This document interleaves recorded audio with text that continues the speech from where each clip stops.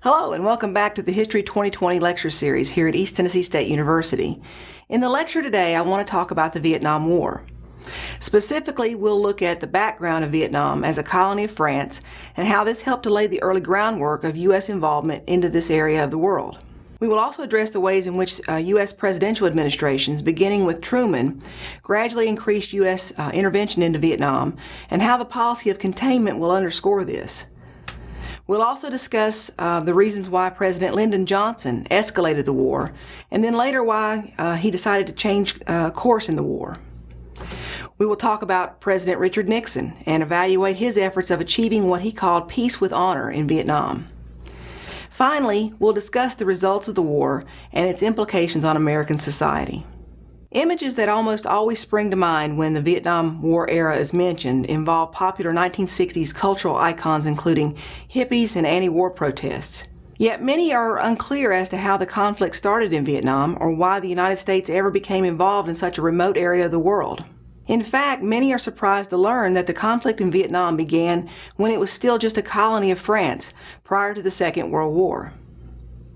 So this lecture tries to outline the background of the conflict in Vietnam, and it chronicles the involvement of the United States from the Truman administration all the way up through the Nixon administration.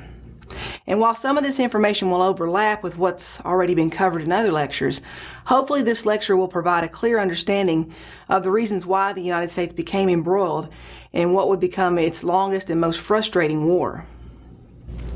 So let's begin by talking about the background to the war.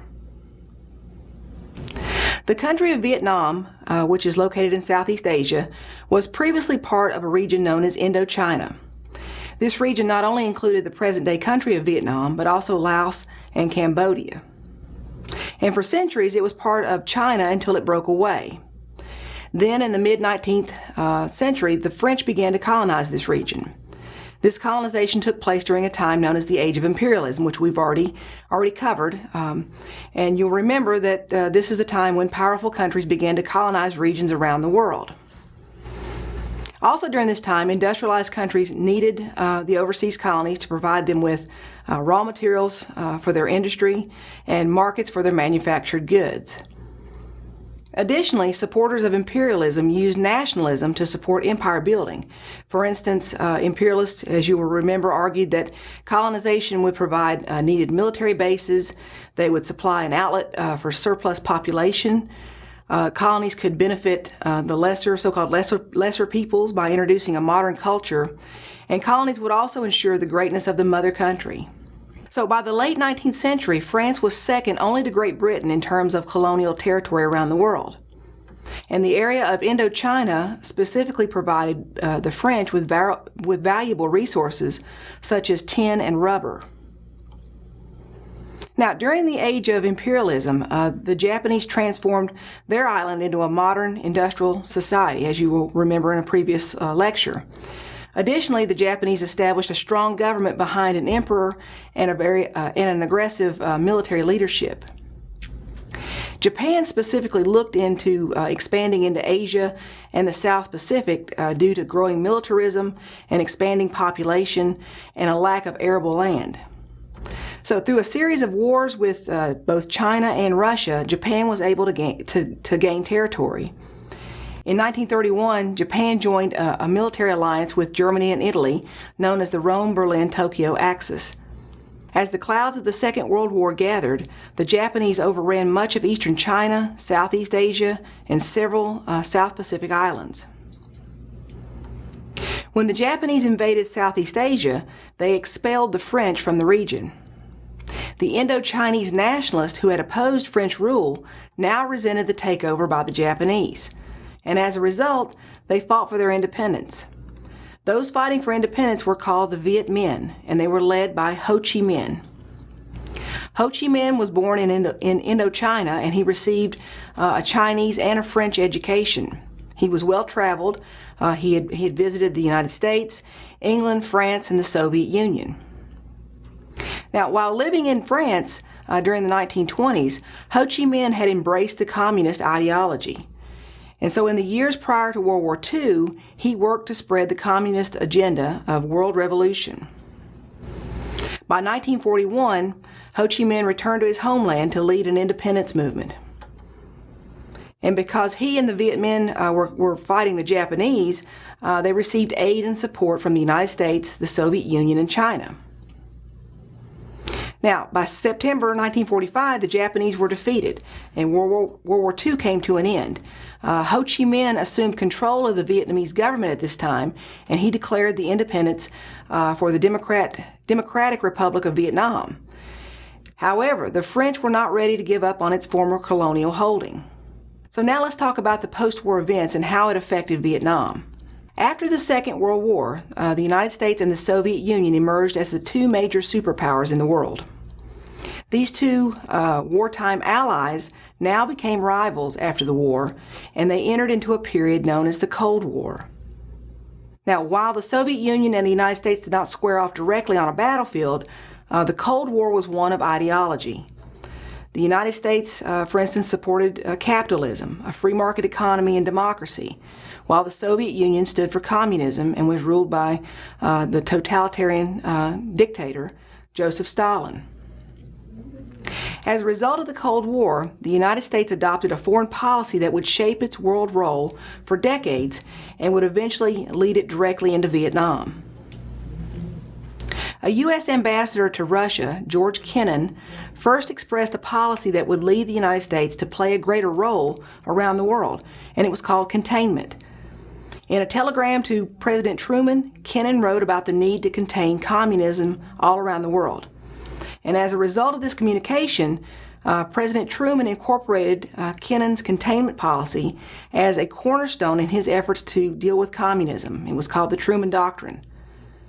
And Truman vowed that the United States would help any country in the effort to fight communism.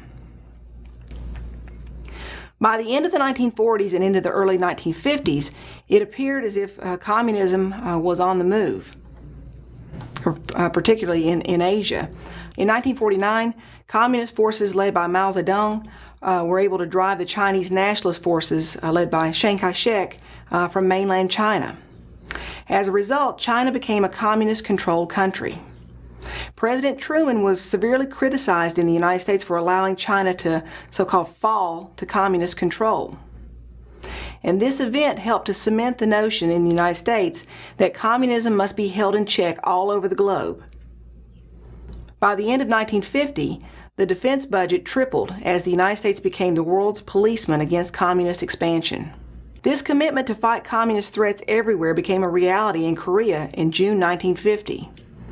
After World War II, Korea was divided along the 49th parallel. North Korea became a communist country with the backing of the Soviet Union and was later supported by communist China, while South Korea was supported by the United States. When North Korean troops invaded South Korea in June 1950, President Truman appealed to the United Nations Security Council for action. U.S. forces acting jointly with the United Nations battled North Korean and Chinese communist forces from 1950 to 1953 with very limited success. And after the armistice, the country to this day remains divided along the 49th parallel. Yet the Korean War clearly demonstrated the U.S. commitment to fighting communism all over the world, no matter how remote the area. Prior to the end of the Second World War, specifically in 1943, President Franklin Roosevelt had adamantly stated to his Secretary of State, Cordell Hull, that Vietnam should not go back to French control when the war was over. Roosevelt pointed directly to the deplorable record of French colonialism in Indochina, and this is the reason he did not want this area to go back under French control.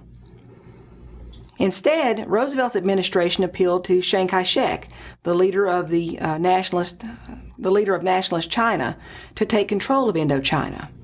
However, Chiang Kai-shek subsequently refused this offer from Roosevelt. Once World War II was over and Japan was defeated, Roosevelt was dead and President Harry S. Truman was in control. While Truman wanted to carry out Roosevelt's wishes, by 1945 the military threat was quickly turning to Soviet and communist expansion in Europe. Therefore, Truman did not object when French President Charles de Gaulle announced that France intended to reclaim control of Indochina. In response, Ho Chi Minh and the Viet Minh vowed to continue fighting until they attained their independence. So French troops would battle against the Viet Minh from 1945 to 1954 in what is known as the French Indochina War. Realizing that they could not win in an open battle, the Viet Minh effectively used guerrilla warfare against the French.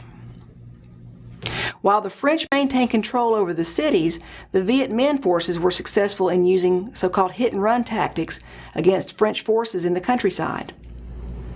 There were several factors that placed France at an increasing disadvantage in the fighting against the Viet Minh. First off, the fall of China to communism in 1949 helped to shift the balance in favor of the Viet Minh. Also, with increased casualty rates, the war was becoming more and more unpopular in France. And finally, the end of the Korean War in 1953 allowed the Chinese to provide more aid and weapons to Ho Chi Minh's forces. So all these things worked together to undermine the French efforts to control the region. By late 1953, with the French position in Vietnam slowly deteriorating, the French High Command formulated a new strategy. The town of Dien Bien Phu was the site of a major supply link for the Viet Minh. So the French planned an airborne attack against this town. French commanders believed that a threat against the supply line at Dien Bien Phu would draw in Viet Minh forces, and that the airborne attack would decimate not only the supply line, but also the enemy troops who were trying to defend it. Nevertheless, the plan was not well executed by French forces. They allowed Viet Minh troops to occupy the high ground surrounding the airstrip at Dien Bien Phu, which made it almost impossible for French planes to take off or land. Also, Viet Minh anti-aircraft guns were successful in keeping the French Air Force from resupplying French troops in the town. The battle at Dien Bien Phu lasted from March until May in 1954, and the fight was very reminiscent of the First World War with the use of trench warfare. The French had badly underestimated the dedication of Viet Minh forces, and thus found themselves in a desperate situation at the Battle of Dien Bien Phu.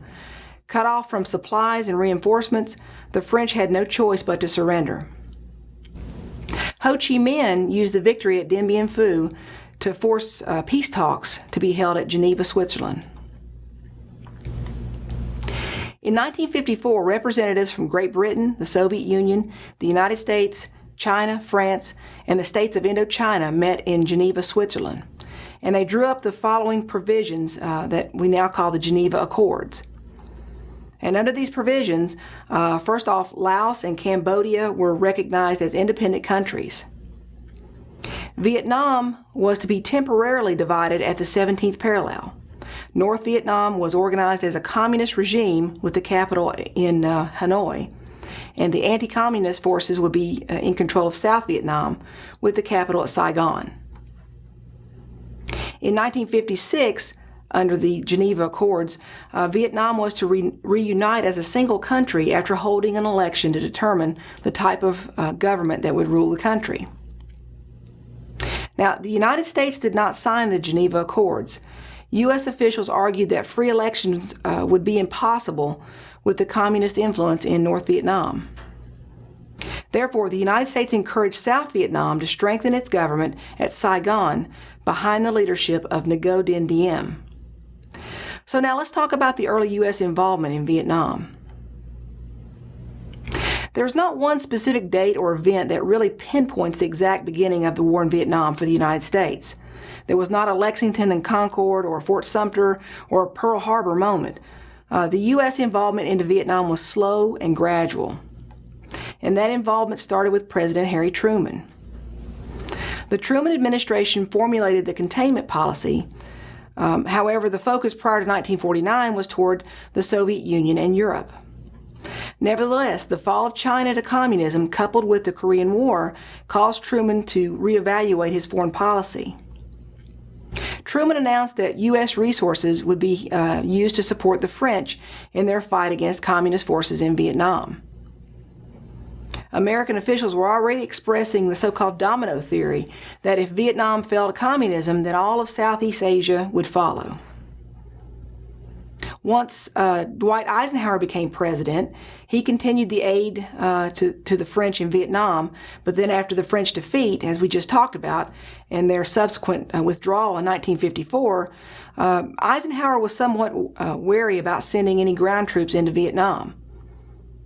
Instead, the Eisenhower administration supported the formation of the Southeast Asia Treaty Organization, or SEATO.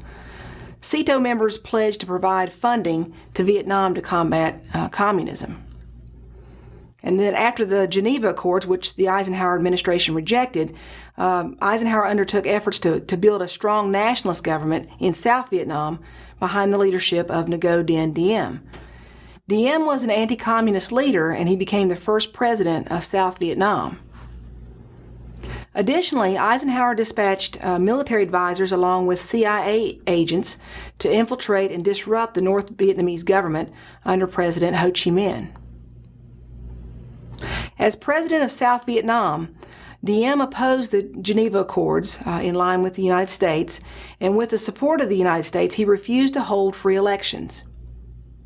They realized, of course, that if the elections were to take place as called for in the Geneva Accords, Diem would lose to Ho Chi Minh by a wide margin. Diem was not very popular due to his autocratic ruling style. This in particular had earned him many enemies, and he became increasingly detested in South Vietnam. Part of the dislike of Diem stemmed from the fact that he was of the Catholic faith, and he favored the wealthy elite classes in the country that was dominated by poor farmers, and many of whom were Buddhists. So that's where the dislike kind of comes in there, along with the autocratic leadership of Diem. So while the United States continued to financially support the Diem government, they also pushed him ever so slightly to try to reform his government. Diem did not reform the government. He continued in the style of leadership that he had been enforcing, and as a result, a civil war broke out in South Vietnam. A group calling itself the National Liberation Front emerged to fight against Diem's government. Diem's government labeled them Viet Cong, as it was meant to be a derogatory term that meant communist traitor to Vietnam. Eventually, the Viet Cong joined forces with Ho Chi Minh's Viet Minh. When John F. Kennedy took office in January 1961, there was all sorts of escalating Cold War tensions. You remember from another lecture that the Soviet Union threatened to build nuclear missile sites in Cuba at the request of communist leader Fidel Castro. And after a very tense standoff, Kennedy was successful in averting nuclear war with the Soviet Union. The situation in South Vietnam in the meantime, while Kennedy's dealing with all this with the Soviet Union, South Vietnam situation is growing much worse.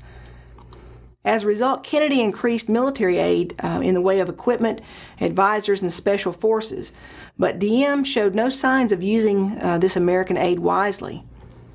Instead, his government grew more corrupt and more authoritarian.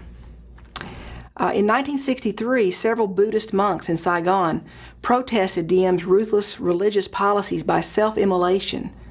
These images of monks burning to death shocked the world. And by this time, Kennedy and his advisors began to think if Diem could not be reformed, then he must be removed. Quietly, the CIA encouraged South Vietnamese generals to stage a military coup to overthrow Diem.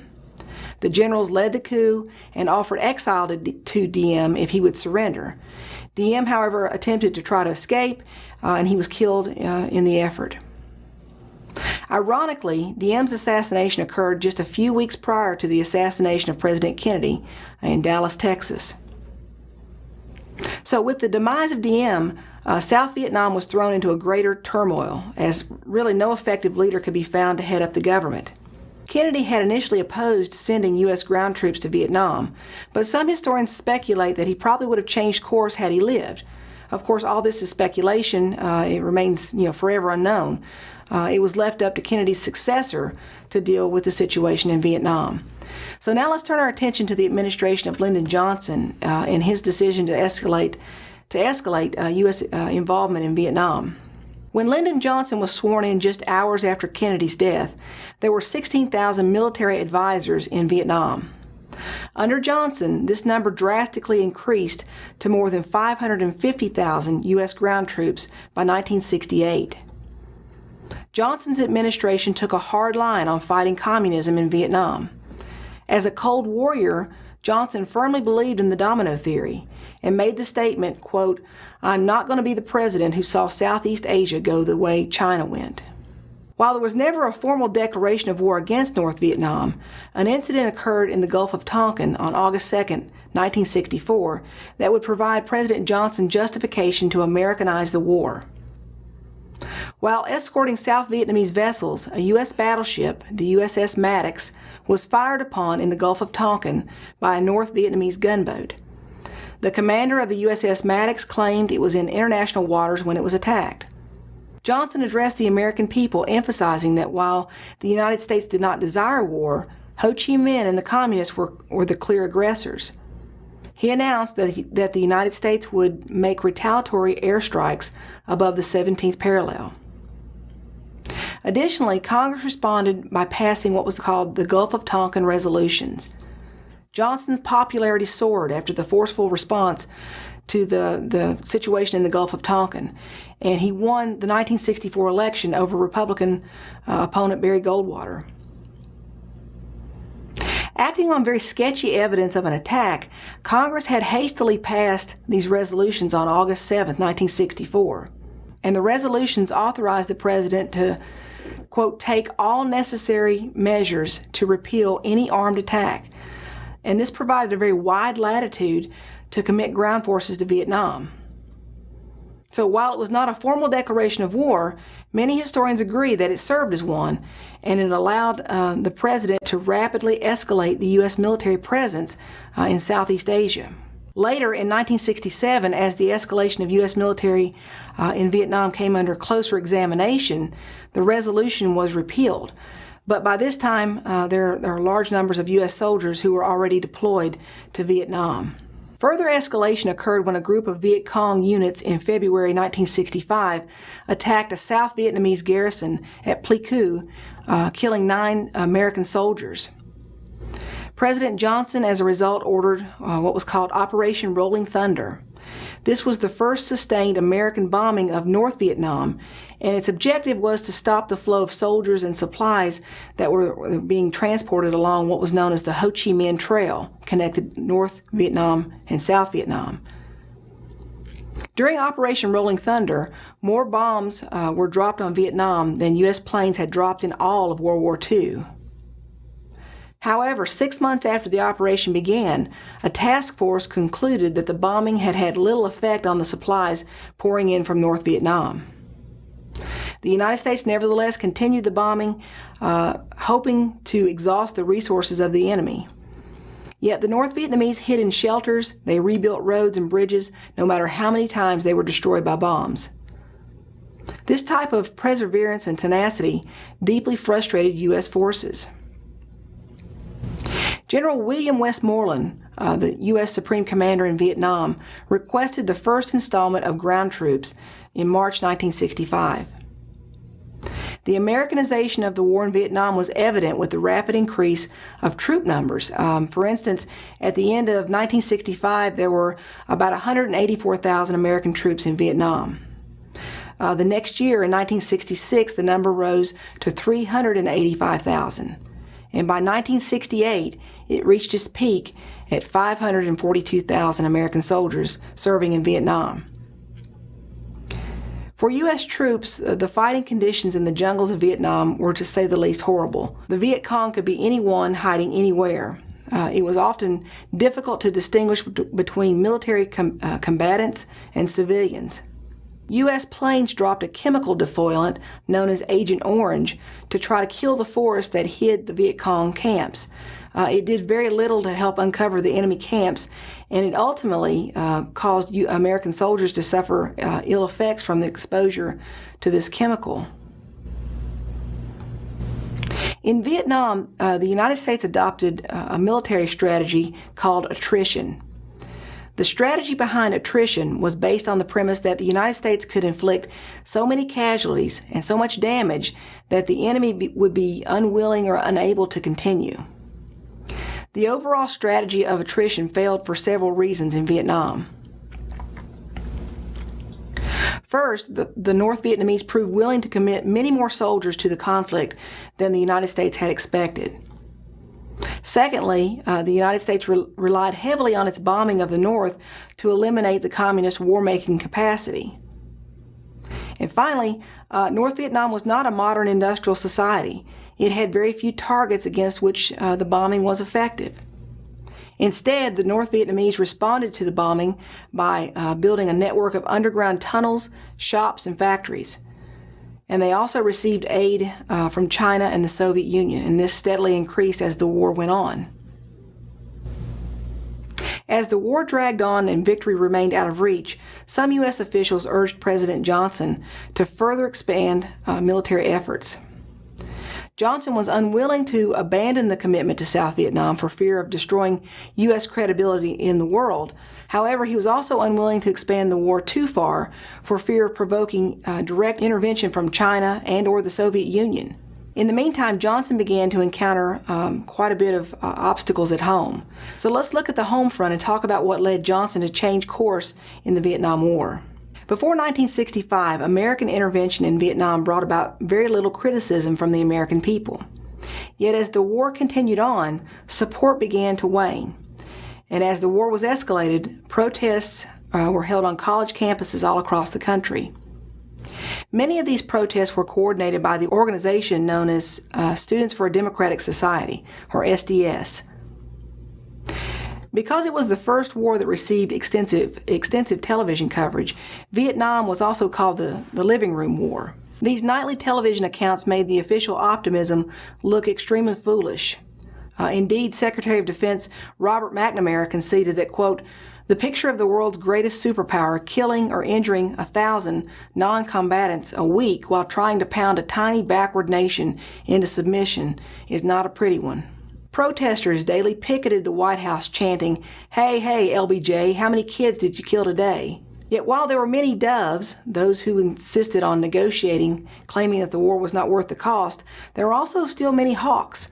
The hawks would not accept anything short of total victory, touting their support for the war with slogans such as, "America, love it or leave it." President Johnson continued his hard line against communism in Vietnam. However, in January 1968, an event forced a change to his position. The first day of the Vietnamese New Year on January 31, 1968, was known as Tet. Because of the holiday, a temporary truce was declared. Yet Viet Cong and Viet Minh forces chose this time to launch a surprise attack on U.S. and South Vietnamese forces. Called the Tet Offensive, Viet Cong units temporarily occupied the grounds of the American Embassy in Saigon. Within a few days, though, U.S. and South Vietnamese forces organized a successful and devastating counterattack. General Westmoreland justifiably proclaimed the Tet Offensive a major defeat for the Viet Cong. Nevertheless, and this is very important, the psychological impact of the offensive disturbed many Americans. While Tet was a military victory for the United States, it was a political defeat for the Johnson administration. Both Time and Newsweek began printing anti-war editorials urging American withdrawal. Walter Cronkite, a well-known American television anchorman, told his viewers that he no longer believed the war was winnable after the Tet Offensive. Polls revealed that Johnson's approval rate had fallen to 35%, lower than any president since Harry Truman. Realizing that further escalation would not bring victory, Johnson pulled back on military operations. On March 31, 1968, he announced on television his plans for a limited halt to the bombing of North Vietnam and that peace talks would begin. Then he announced, quote, "I shall not seek and I will not accept the nomination from my party for another term as your president." In a war of political will, North Vietnam had the advantage. Johnson and his advisors underestimated the tenacity of North Vietnam's commitment to unify Vietnam and expel the United States.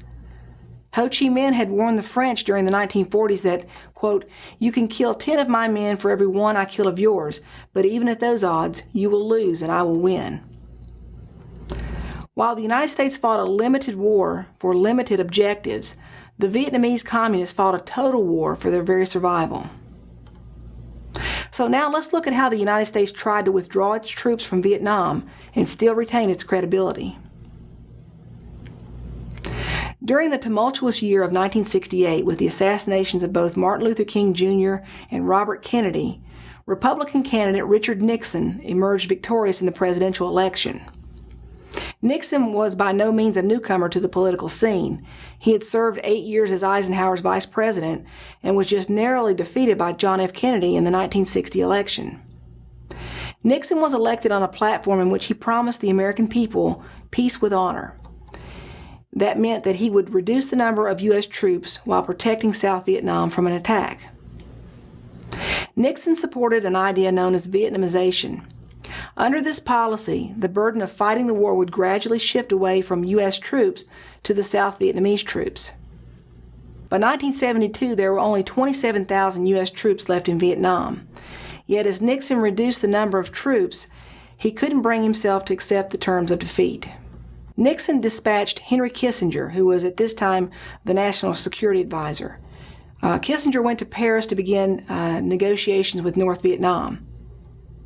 Nevertheless, as Nixon began drawing down troops, he widened the war by launching secret bombing raids into neighboring Laos and Cambodia. Nixon reasoned that the peace talks would be more successful if U.S. bombers could destroy supply lines in these neighboring areas. Also, in April 1970, Nixon ordered a joint operation of U.S. and South Vietnamese troops into Cambodia. They seized weapons, but the operation ended Cambodian neutrality and caused a whole new wave of anti-war protests in the United States. Once President Nixon revealed that U.S. troops had entered Cambodia to disrupt the Viet Cong supply line, a series of protests occurred on college campuses. For instance, at Kent State University in Ohio, the protest ended in tragedy after Ohio National Guardsmen fired into the crowd of student protesters, killing 4 students and wounding 9 others. A week later, at Jackson State in Mississippi, the state police were called in to disperse several hundred students. Later in the evening, an altercation began, and it ended up with students throwing rocks at the police officers. The officers, in retaliation, fired into a dormitory, killing 2 students and injuring several others. So the violence and the deaths which occurred at these 2 institutions led to outrage and further anti-war protests all around the country. There were other events as well which served to fuel the anti-war protests around the country. Some of the most visible protests occurred after the My Lai incident was published in U.S. newspapers.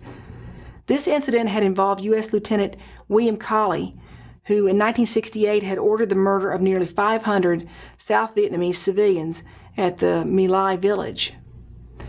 In 1971, Cawley was found guilty and he was sentenced to life in prison, but he was subsequently released in 1974. Also, after a series of articles were published in the New York Times in 1971, a strong distrust of government's conduct of the war in Vietnam was reinforced. Documents leaked by Daniel Ellsberg, who was a former Pentagon official, revealed that President Johnson intended to commit U.S. ground troops prior to the Gulf of Tonkin incident. These revelations discredited the U.S. government's reasons for entering into the Vietnam conflict, and it helped to further stir anti-war protests. As the peace negotiations stalled in Paris, North Vietnam launched an invasion of South Vietnam in the spring of 1972, known as the Easter Offensive.